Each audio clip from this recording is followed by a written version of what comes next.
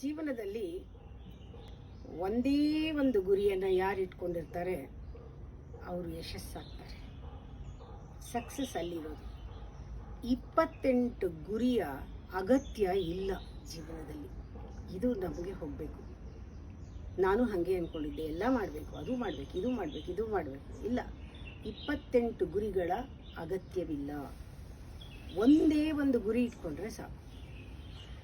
ಆಮೇಲೆ ಉಪನಿಷತ್ತು, ವೇದ ಎಲ್ಲವೂ ಸತ್ಯವನ್ನು ಸಾರ್ತಾ ಇದೆ ಘಂಟಾಘೋಷವಾಗಿ. ಆದರೆ ನಾವು ಗುರಿ ಸಾಧಿಸೋದ್ರಲ್ಲಿ, ಆ ದಾರಿನಲ್ಲಿ ಸತ್ಯವನ್ನು ನಾವು ಕಂಡುಕೊಳ್ಬೇಕು. ನಾವೇ ಕಂಡುಕೊಳ್ಬೇಕು.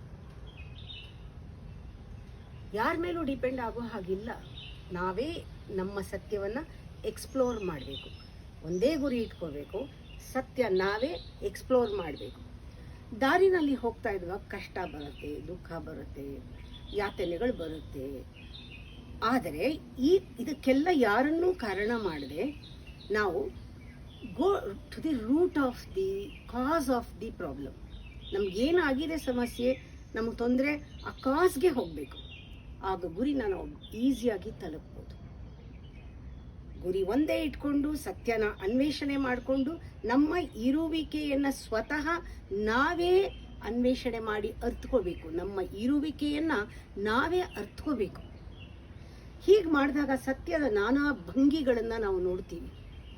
ಜೊತೆಯಲ್ಲಿ ನಮ್ಮಲ್ಲಿ ಕಾಮ, ಕ್ರೋಧ, ಲೋಭ, ಮೋಹ ಈ ಒಂದು ಭಾವನೆಗಳು ಬಂದಾಗ ನಾವು ಅದನ್ನು ಮುಚ್ಚಿಡಬಾರ್ದು, ಸಪ್ರೆಸ್ ಮಾಡಬಾರ್ದು.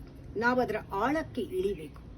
ಇವೆಲ್ಲ ಸರ್ಫೇಸ್ ಎಮೋಷನ್ಸ್, ಇದೆಲ್ಲ ಮನಸ್ಸಿಗೆ ಸಂಬಂಧಪಟ್ಟಿದ್ದು.